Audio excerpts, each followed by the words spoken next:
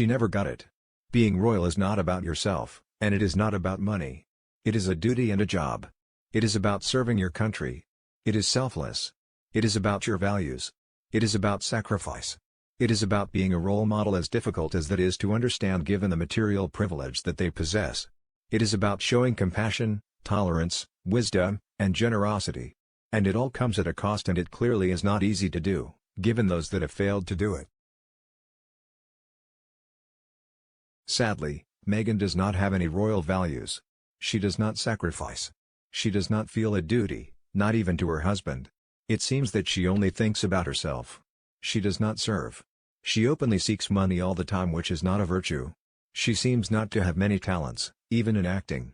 And she seeks to betray and attack the family that gave her what she has now. Some people will support her for being a woman of a certain race. For them, she can do no wrong in a world where she, to them, will be a perpetual victim no matter what she does. But for the UK public, for the country and Commonwealth, she will be seen as a greedy, spiteful, selfish lady, not fit to be a wife, let alone a wife of a prince.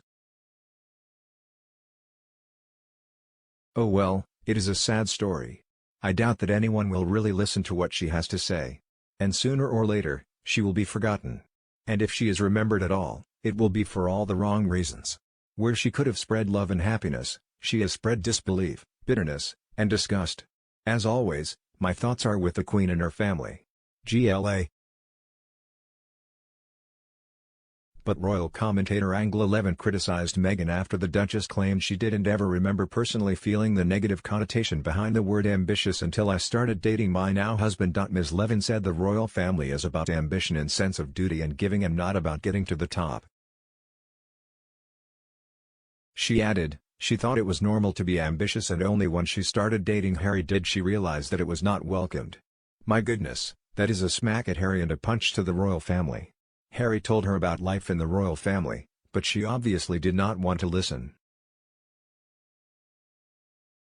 However, not everyone agreed, as Sussex fans gushed over the highly anticipated series, with Twitter user @FreePeeper saying the podcast is a wonderful gift to women and girls. Identifying and dismantling tropes meant to discourage and control women. Meghan urges them not to let anyone rob them of their ambition, encouraging the fullest exploration of their divine potential, they added. Meanwhile, user @IShaGhazi_ said, I admire Meghan Markle so much, and I don't say this lightly. She is an incredible and incredibly brave and incredibly intelligent woman. I'm so excited for this podcast. I reckon most of those supporters singing MM's praises must be from their PR team. How can anyone have respect and gush over someone who is a proven liar? Not to mention the fact she had an agenda from the day she met. Duty, service, and loyalty don't even equate with them, except regarding herself. The misconception of ambition, you bet, Ms. Markle. Especially your own. For normal people, unlike you, it is not about power, and how to abuse it. It is to be successful across a spectrum of worthy achievements. Wealth is the principal incentive. After that, creating jobs, providing satisfaction to those you deal with, be it a service or a manufactured product, and the status in society success brings. You can add a substantial contingent of those whose ambition is totally engrossed in charity. Literally for its own sake. To help others. Not because you have nothing else to do, like you. The kind of success that brings enormous satisfaction, and status, to the likes of doctors in Ethiopia, aid workers in Somalia, and hundreds of unassuming philanthropists around the world.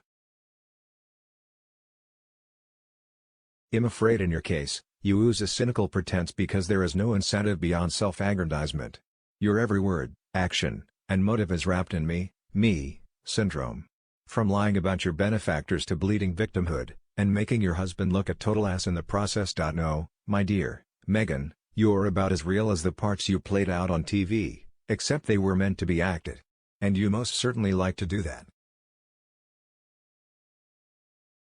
That woman is unbelievably toxic. She makes out that Archie had a near-death experience to get attention away from William's children and onto him. All that happened was that a room he was supposed to sleep in but didn't caught fire.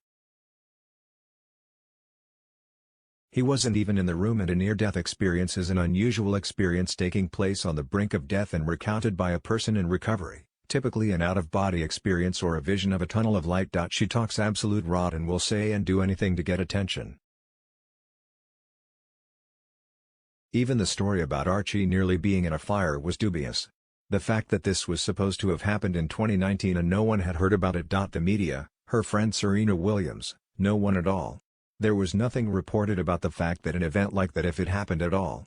Even Harry had said nothing. A normal reaction would make a person not want to leave their child alone for some time to come. There was nothing of that said either. It was all about Meghan. She spoke about how it would or should have made her feel in the context she used. Not how she actually felt, in my opinion. Further making me doubt the story.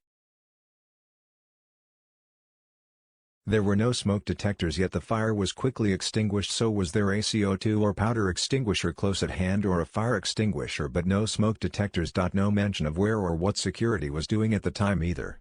So this looks like a big lie, and a very serious one at that. I was just reflecting on this hyped-up hyperbole from the hypocrites who wanted to fade away from royal duties. The one person I feel sorry for is Her Majesty the Queen. To spend the twilight of her time listening to this garbage being played out in public, having gone through the loss of her beloved husband, is too sad to even contemplate. I hope that the pair of them have tough skins because, to be honest, neither of them has done themselves any favors. Is that didn't want to listen or wouldn't listen? More lies from this pair. She thought she was going to come in and take over lock, stock and barrel. What a horrible person she is. She belittled her own family and now she's belittling his family. And what does Tim Boy Ginge do? Absolutely nothing. They are a match made in heaven, both a pair of lying nobodies.